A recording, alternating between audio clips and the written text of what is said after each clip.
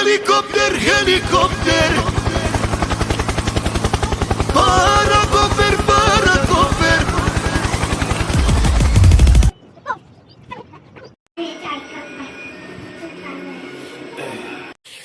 तो आज मी hair wash करणार आहे. तर ताईने माझ्यासाठी हे बनवलं आहे जेल. यामध्ये फ्लॅक्सीड आणि ते रेड कलरचं ते फूल असतो ना ते टाकलं, जास्वंदी आय थिंक, हां तेच. आणि आता मी हे केसांना लावणार आहे.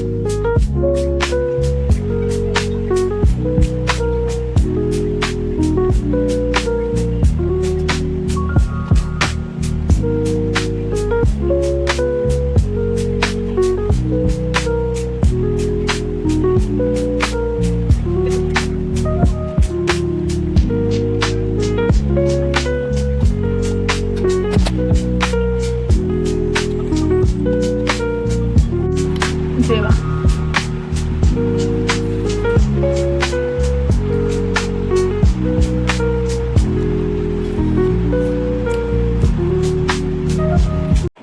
Skin care time.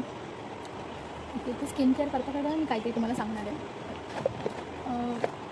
म्हणजे मला असं वाटतं की ब्लॉगिंगमध्ये काय मीन्स सतत मी उठले वगैरे खाल्लं काय आणि मी स्किन केअर करते. तर मला असं वाटतं की मी स्किन केअर करता करता माझे थॉट्स म्हणजे मी काय विचार करते हे तुम्हाला मला सांगायला आवडेल. आणि मला असं वाटतं की मी माझ्या फॅमिलीमधली एक अशी मुलगी आहे जिची थॉट्स सगळ्यांपेक्षा किंवा मी एक माझ्या ठाम मतांवर आहे मला असं वाटतं. तर ना कधी कधी असं होतं की मी त्यांना स्पष्ट बोलू नाही शकत की मला हे वाटतं.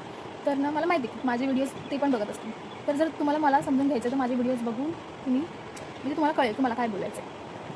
सो काल मी इंस्टाग्रामवरती मी रील बघत होते की आमच्या इंडियामध्ये ना असं खूप आपण लग्न वगैरे असेल ना तर खूप नटतो. आणि स्पेशली जर आपल्या घरातलं लग्न असेल ना तर आपण इतकी नटतो ना की म्हणजे कधी कधी असं वाटतं की कधी कधी असं होतं की नवरीपेक्षा सुंदर तिची जी बहीण असते किंवा म्हणजे दिराची बायको वगैरे असं कोणी ना कोणीतरी अजून सुंदर दिसत असतं. हा ना. एक तर त्या आधी सुंदर असतात आणि त्यांनी जर थोडं पण काही जास्त ओव्हर मेकअप केलं की ते अजून सुंदर दिसतात. हा ना. तर असं एक आता सध्या ना खूप ट्रेंडला असं चाललं आहे की म्हणजे जलसी फील करतात की काय वगैरे की म्हणजे असं काहीही लोक काहीही कमेंट करतात. तर ना मला असं वाटतं की माझे असे थॉट्स आहेत की ना तुम्ही कधी नोटीस करा. है ना. खूप वेळा असं होतं ना स्पेशली मिडल क्लास घरामध्ये काय होतं की नवरीला आहे ना कधीही तिच्या मनासारखं ना रेडी नाही होत आहे. म्हणजे खूप इवन मी तर माझ्या घरामध्ये असं बघितलं आहे ना की कुठलीही नवरी असं परफेक्ट मी कधी बघितलीच नाही आहे. म्हणजे काही ना काहीतरी मिसिंग होतं. मग कोणतरी मामा येतो आणि मग त्यांना असं पटकन करा आवरा येता आवरा मध्ये आत्या येते मग पटकन आवरा मग नवरीकडचे नवऱ्याकडचं कोण ना कोणतरी एक जण असं कोणतरी आलं. बाबूला दूध द्यायचं होतं म्हणून उठावं लागलं. सो ते झोपला येतो.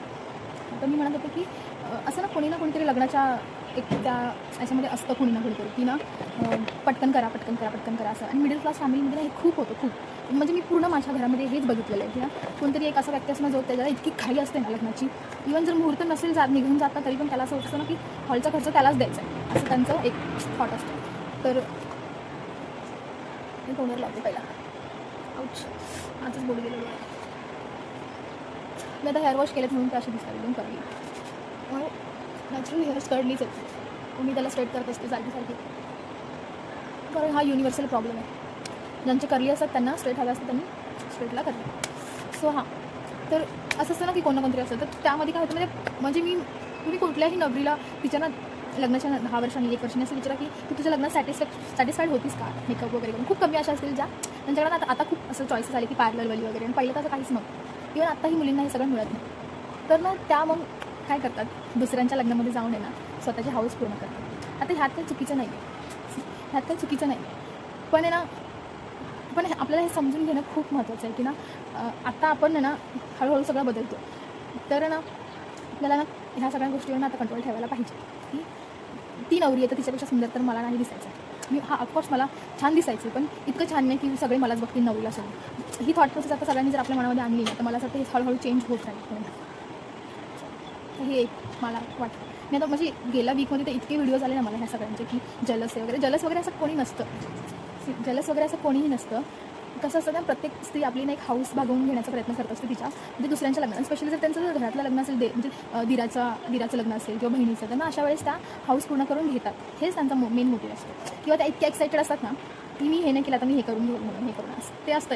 हे मी समजू शकतो. मला असं वाटतं की तुम्ही पण आता थोडंच कमेंट वगैरे कोणाच्या व्हिडिओला जाऊन करायची काही गरज नाही आहे. लोकांना इतकं मला हेच कळत नाही की इतका वेळ कसं काय असतो लोकांच्या व्हिडिओवर जाऊन कमेंट करा. म्हणजे बघा व्हिडिओ एन्जॉय करा. शेअर करा, जाऊन त्यांना डिमोटिवेट काय करायचं कोणाला जाऊन. नाही आवडलं तर नॉट इंटरेस्ट करून टाकायचं, झालं. किती सिम्पल आहे. पण नाही, आपल्याला जाऊन व्हिडिओमध्ये कमेंट करायची, घुसायचं त्यांच्या पर्सनल आयुष्यामध्ये.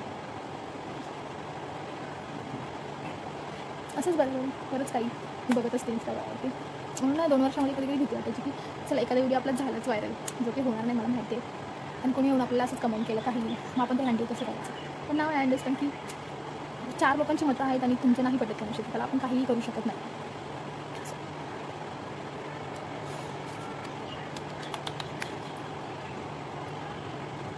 सो नेक्स्ट मी मॉइश्चरायझर लावणार आहे. माझं ते बेसिकच स्किन केअर असतं, मी तेच थोपत असते. आणि आता 3 महिने झाले मी स्टार्ट केलं.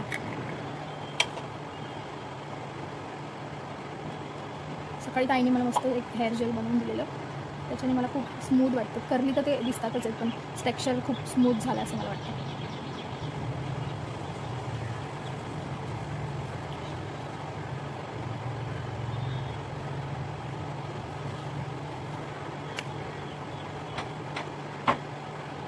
आणखी मी एक अशी रील बघितलेली की मी ना फाटलेले कपडे घालेल, मी भिकाऱ्यांसारखी जाईल, पण मी असं इतकं ओव्हर मेकअप नाही करणार की समोरच्याला म्हणजे हेच असं काहीही लोक करतात. काय कसं दिसतंय बघ भारी.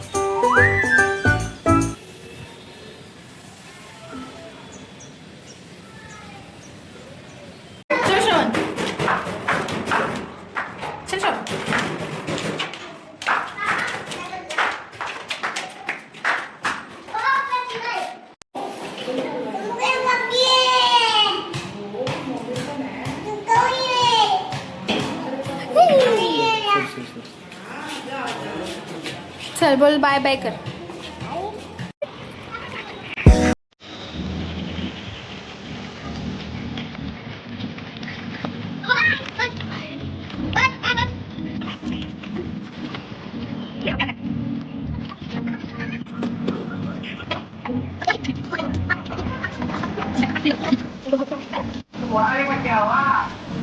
Good night.